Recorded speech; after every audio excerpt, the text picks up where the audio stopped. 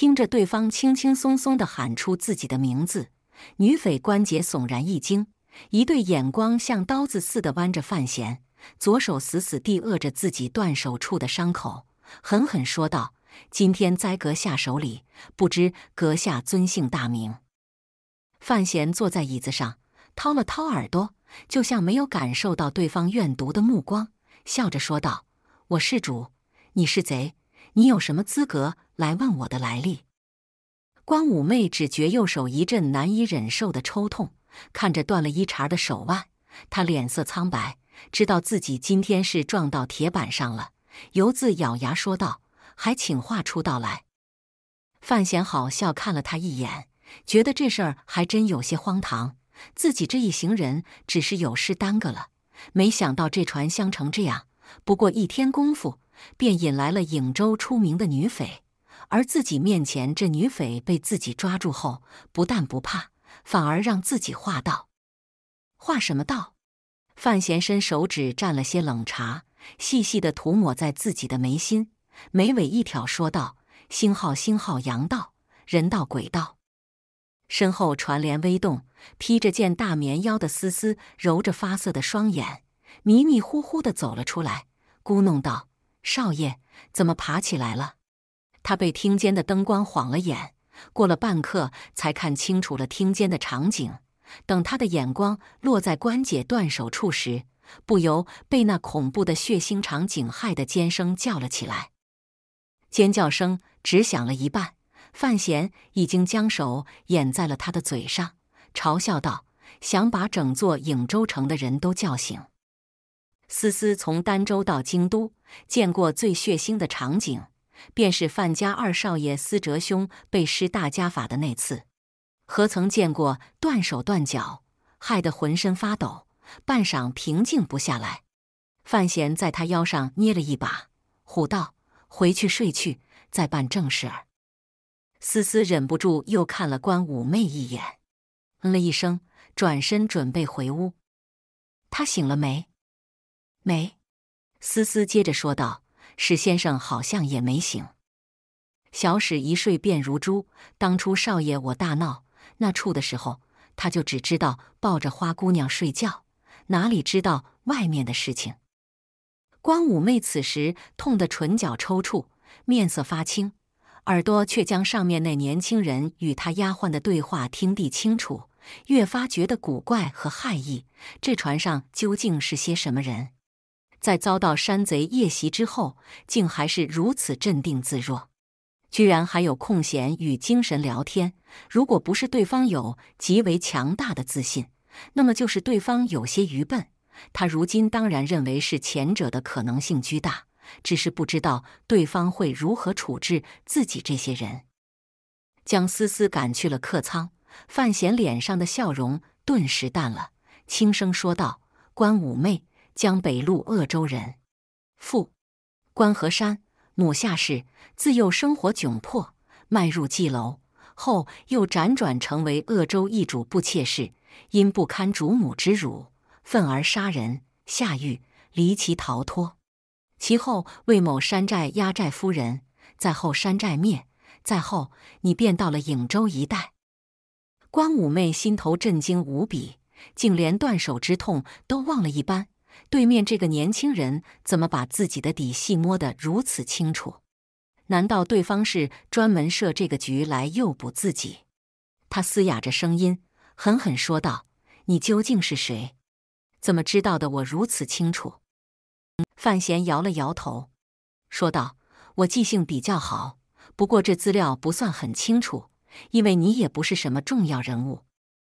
关武媚人生离奇，也算是大江上出名的悍匪，不料今天毫无还手之力被擒，对方言语间还表现得对自己不屑一顾，这个事实让他感到了一丝屈辱。偏生坐在椅中那位年轻人的语气与对方身上所流露出来的气质，不得让他承认，对方是真的没有将自己放在眼中。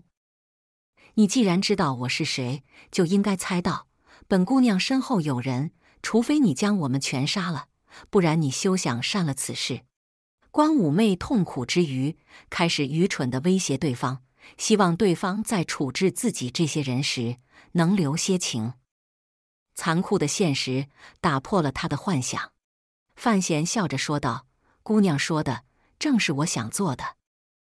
关武媚愕然，忽觉得后背涌上无穷寒意，豁然转手。嗤嗤嗤嗤，无数声利刃割破喉咙管的声音响起，十分难听，就像是一担居后面地大厨房正在同时屠杀着无数老母鸡。跟随关武媚摸上传来第10几名山贼，被范闲的贴身护卫们一剑割喉，确认毙命之后，就扔入了江中，出手简单而专业，竟是连血都没有留在甲板之上，哗哗将水之声站起，片刻后便恢复了平静，将那些尸体与血水尽数纳入宽容的水流之中。连杀10数人，眼睛都不眨一下，好狠辣的下手。关武媚眼神终于变得恐惧了起来，看对方下手的风格，就知道对方一定惯常做这种事情。回头才见那位年轻人收回发布命令的手势，不由颤抖着声音说道：“不要杀我，格格格格。”他的牙齿不停击打着，发出奇怪的声音，强咽了一口唾沫，强行镇静下来。对方既然没有同时杀死自己，那说明自己还有活下去的机会。请给我家首领一个面子。关武媚惊恐地瘫跪在地上，向范闲求着情。你家首领？关武媚一想到公子的实力，心中顿时升起了些许希望。看公子属下行事，大有武风，想必也是同道中人。我家首领乃是江南水寨之主，手下舰船100艘，能人无数。先生若想来江南谋大事，定能与我家首领一见如故，相谈甚欢。范闲也不去理会这名女匪言语间用词不当，倒是听出了对方明示求饶，实则是拿那位所谓江南水寨之主来威胁自己，不由笑着摇了摇头，心想这趟江南之行还真是有趣。首领，他温和说道：“姑娘说的是明七爷吧？明家的七公子，那位从来没有真正入过家门的明七公子。听说这位公子爷生母很多年前就死了，明老爷子去世之后，接掌家族生意的明大少爷四处派人追杀这位让他们家门蒙羞的私生子，实则是因为明老爷子遗嘱给这位七公子的好处太多，明七公子无处可躲，所以干脆投了黑道，隐姓改名，借机用人，暗下杀手。5、6年来，终于让他混出了些名堂。堂堂江南水寨首领夏齐飞，当年可怜的私生子明七公子，怎么现在混成这样了？范闲眉头微皱，似乎觉得那位在江南很有些地位的人物，距离自己的想象差地太远，居然让自己的属下四处抢银子，手法太过下作。难道他最近拆银子用？江南向来富庶，后来内库建在那处，更是造就了无数富翁。但除了那些盐商、海商之外，最出名的2大家族就是崔氏与明家。这2家世代姻亲，又攀上了长公主这条路子，不知依靠内库发了多大的财。崔氏负责内库往北方的走私线路，而明家据监察院的调查，应该是负责内库往东夷城的走私，以及海外部分的生意。范闲下江南收内库，如今崔氏已到，首当其冲的便是要将明家镇住。离京前当然做足了功课，与小严公子的彻夜长谈，早已定好了方略。他在这厢缓缓地说着，地上跪着地关武媚听着却是真的快吓死了。自家公子爷自从被赶离明家之后，这些年一直试图夺回产业，但他的真实身份却是最隐秘的事情。江南水寨里的大头目们完全不知道自己的当家人竟是豪族之后，而明家那些大富商们也都被瞒在鼓里，甚至暗中与江南水寨还有些见不得光地生意来往。除了自己因为与明七公子有那么一层外人不知的亲戚关系，从而知道这个秘辛外，关五妹根本不相信有别人知道如今江南水寨大头领下妻妃的真正身世，哪里料到对面这个年轻公子竟是一口道破。范闲忽然想到一春事情，开心地笑了起来，想明白了，崔家垮了，明家虽然心痛，但更欢喜于能接过崔家的份额。明七公子想必也不会错过进入商场与明家唱对台戏的机会。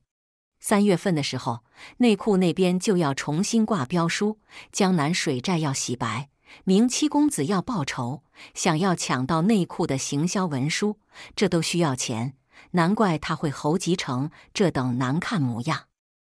关五妹惊恐万分地看着范闲，心想这个面相柔弱的年轻人究竟是何方神圣，怎么能知道这么多事情？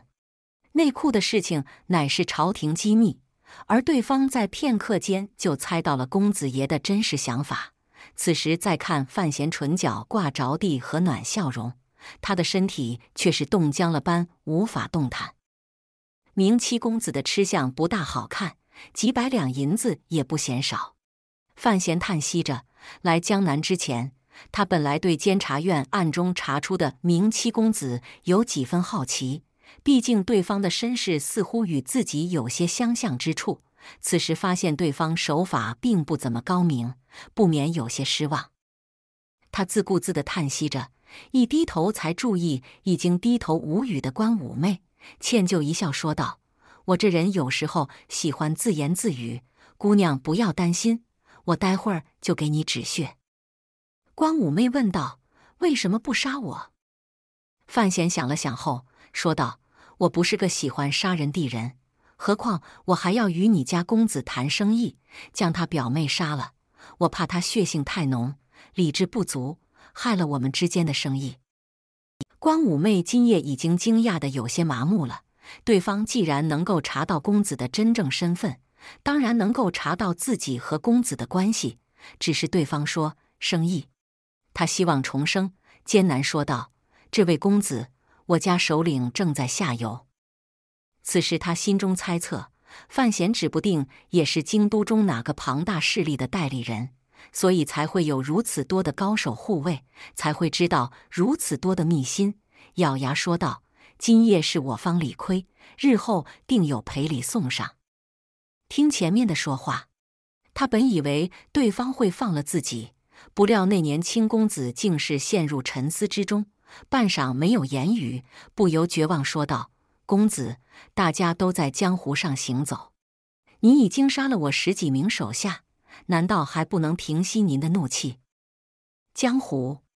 这世界上真的有江湖吗？范闲微笑说道：“而且杀人也不是为了平息怒火，只是处理事务的一种手法。我不会放你离开这艘船，至少在我需要你离开之前，免得姑娘一时口快，漏了本人身份，给江南带来不必要的麻烦。”关五妹没有听明白他的话，但至少听出对方话语里的强大自信，绝望之余嘶声说道：“江湖是江湖了，你究竟想做什么？”船舱里一片安静，半晌之后，范闲轻笑道：“姑娘误会了，我可不是江湖人。”他撑着下颌，颇有兴趣地看着关五妹苍白的脸。江湖这种打打闹闹的地方，我可没闲工夫去理会。关五妹愈发觉得对方神秘莫测，忍不住问道：“你究竟是谁？”我，范闲很认真地想了想，我是个坐吃等死没用的二世祖，当然，我也有可能是庆国最大的一个二世祖。一想到自己这行人在上船之前的猜测，关五妹险些没一口血喷出来。“你是贼！”范闲盯着他的双眼，一字一句说道：“而我是个大贼，你既然上了我的贼船，我这个主人当然要招呼好。当然，你家那位七公子马上也就会上我的贼船，而且他这辈子都别想再下去。”关五妹终于听明白，对方根本不是想与七公子做生意，而是想收服公子为己用。她恨恨咒骂道：“痴心妄想！就凭你只配给我家公子。擦靴子。范闲也不恼，呵呵笑着离了椅子，取出金针，在他的肘间扎了几下，替他止了血。本想说几句什么，忽然又觉着没必要，心想你家那位七公子过几天只怕会诚心诚意想替我擦鞋，只希望你到时候不要太过吃惊就好。一切处理完后，先前一直在下层的水手们上了甲板，从河里提起大桶河水冲洗着点点血迹。虽然只有关五妹一人见血渔船，但断手流的血太多，很是费了些功夫。清洁完毕，夜风再起，众人呵欠连天，又去睡了。船上恢复了平静，就像先前并没有发生这个小插曲一般。去睡吧，后半夜有人轮值。范闲看了高达一眼，说道：庆国官家规矩，贴身护卫向来是分2班倒，只是范闲硬生生给改成了3班倒。虽说每班的人要少了些，但他相信那个世界里资本家剥削工人分成3班，一定有他的道理，想来效率肯定可以得到更有效的保证。掀起厚厚的布帘，沿着2边仓房的通道往里走，一直走到了最后，范闲停住了脚步，扭头看了一眼石产力的房间。这书生果然睡得踏实，苏文茂却早就已经醒来，满脸倦容地守在门口。此时夜深，2人并没有说什么。走到自己房间对面，范闲对守在门口地虎卫说了几句什么，轻轻推门而入，直走到了床边坐下，看着被窝里的那个小男孩，许久无语。三皇子五官端正，小年纪颇有些清秀之态，但范闲知道这小子可比他的真实年龄要强多了。船儿轻轻一摇，他将床上的被子向上拉了拉，遮住对方的肩膀，合上风寒，要是冻坏了可不好。便在此时，三皇子紧闭的双眼内微微动了下。范闲无声笑了起来，这孩子只怕早就醒了，只是在装睡。他旋即想到，星号岁年纪的小孩子，竟要比使产力还要惊醒，只怕心上的负担也不轻。想到此节，他心底不由悠悠叹息了一声。身在帝王家，确实容易被那些污秽与权谋养出些怪胎来。这小男孩有时可恨，也未必不是可怜。他也懒得戳破小孩子家的小伎俩，只是偶一失神，想着婉儿提醒过帝那件事情，心里却有些完全不一样的想法，只是目前还下不了决心。庆余堂的掌柜们并不在南行的船舶上，范闲既然是私下江南往儋州方向的探亲队伍，所以做得极为实在。在渭河中段，那个冒牌的提司大人就已经领着车队往东边开拔，沿途有黑旗保护，又领着那些掌柜们，想来朝中所有人都会以为此时自己是在那个车队之中，而没有人想到自己已经来到了渭河与大江地交汇处。虽然走水路无法由黑旗提供最快捷有力的支援，但范闲并不担心安全问题。船上有7名虎卫，还有6处地箭手，如此多的高手刺客集于一州之上，只要不是大宗师亲至，这世上哪里有人能碰触到自己一根手指？他温暖的手掌轻轻拍了拍背中三皇子的后背，脸却望着另一边，似乎走神了。目前船上最金贵的人物，其实就是这位皇子。有这样一个护身符在身边，日后就算自己要动特权调动辅军周甲，似乎也能找到极好的理由。此时的场景其实有些不合规矩，不过范闲本就是个胆大之人，更不会如何忌惮皇室尊严。此时勉强将三皇子当学生弟弟待，已经是给足了皇帝和宜贵嫔面子。确认了一切如常，断了一只手的关五妹被押入了下层的简易牢舍之中，范闲这才完全放松下来，揉着有些发胀的太阳星号，回到了自己地卧房，一抬眼便瞅着思思正半倚在床边犯困，单手撑河，整个身子随着船舶的轻轻摇晃而东倒西歪。小妮子有趣，天生这样却倒不下去。范闲呵呵一笑，知道对方是一定要等自己先休息才肯睡的，也不敢发出太大声响，蹑手蹑脚地走了过去，一只手穿过思思的腋下，一只手抱着她的腿弯。姑娘穿着件绛青半旧大腰，圆圆滚滚的一大堆，她就像抱着一个大毛熊般，小心翼翼地将思思搬到了床上，不想扰了她的清梦。不料她依然还是睁眼醒来了，眼里的迷糊瞬间即逝，强行正起来，笑着说道：“我给少爷铺被子。”范闲轻声笑骂道：“先前就睡了一觉，还铺什么铺？都困糊涂的人，还不赶紧睡去？”思思掩嘴一笑，说道：“那被褥里又凉了，少爷小时候最不喜欢钻冷铺盖，不都是让我先暖着吗？”听着这话，范闲微微一怔，看着面前这姑娘，不由想起了前些年二人在周老宅里的日子。一晃2年过去，他忙于争权夺利，成婚初始，有意无意间与思思生分了些。好在思思对自己还是如此贴心，心里不由淡淡温暖涌起，笑道：“今要给我暖床吗？”这话就有些轻薄了，但两处府中都知道，思思终有一天是要开脸入房的大丫鬟，她自己也早做好了心理准备。骤闻这话，面色微羞一红，却没有如往日般清爽地回几句，只是将外面的腰子一拖，整个人便缩进了被褥里。缩进了少爷的被褥里，只剩了一头乌黑的青丝露在雪白的背头外，诱人无比。范闲微愣了愣，片刻后便脱了衣服，钻进了被窝里。其实他二人在周时自幼一同长大，也没少在一张床上躺，在一张被里厮混，除了最后那关头之外，任何亲昵事都早已做遍。舱中灯光未熄，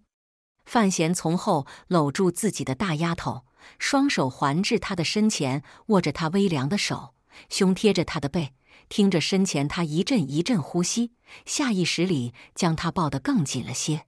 “我20了，少爷。”思思轻轻咬着下嘴唇说道，话语里带着几分委屈与幽怨。